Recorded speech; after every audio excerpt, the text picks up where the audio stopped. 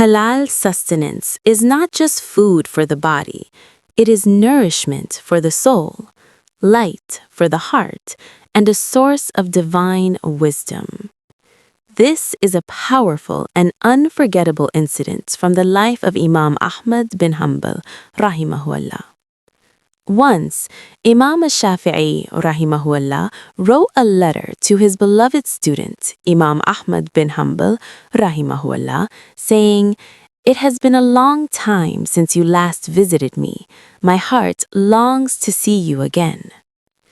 Imam al-Shafi'i was residing in Egypt at that time, and Imam Ahmad bin Hanbal immediately replied, informing him of the exact date on which he would arrive.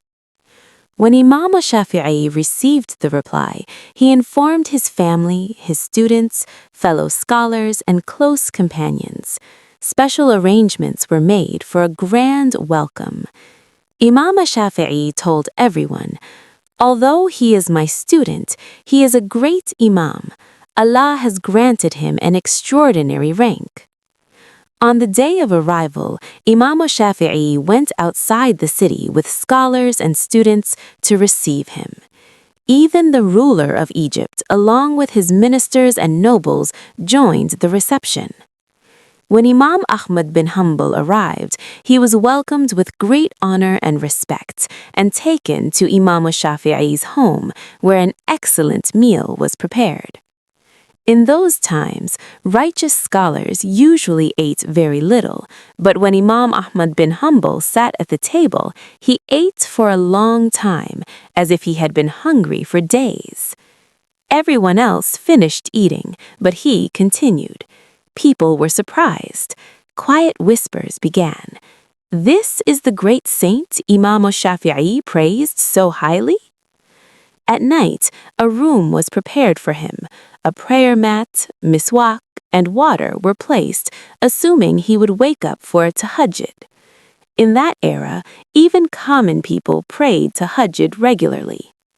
In the morning, when Imam Ahmad left for Fajr prayer, everything in the room was untouched. The water jug was full, the miswak unused. The family assumed that he did not wake up for tahajjud. After Fajr, Imam al-Shafi'i privately asked him with concern, "People are talking. You ate a lot and did not wake up at night. Is there something different?" Imam Ahmad bin Hanbal replied calmly, "My respected teacher, the reality is something else. When I sat at the dining table, I witnessed a nur. The entire room was glowing with light because the food was completely halal and pure. It felt as if divine light was descending from the heavens onto the table. I thought to myself, I may never again receive food this pure in my life, so I ate as much as I could. Every morsel of halal food enlightens the heart, strengthens faith, and nourishes the soul." He continued, "After Aisha, I did not feel sleepy at all. My fatigue disappeared. I spent the entire night reflecting deeply on the Quran and Hadith. By Allah, during that single night, I derived 100 new scholarly issues from the Quran and Hadith, matters that had never crossed my mind before. It felt as if the doors of divine knowledge were opening one after another. In this state of reflection, dawn arrived. That is why I did not need to renew my ablution, and my Aisha wudu was sufficient for Fajr."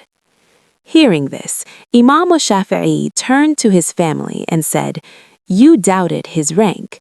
This is the honor Allah grants to those who live on halal sustenance." If this story touched your heart, if it reminded you of the power of halal sustenance, please like this video, share it with others, and comment your thoughts. Because supporting meaningful content is not a small act, it reflects awareness, gratitude, character, and sincerity. Stay blessed.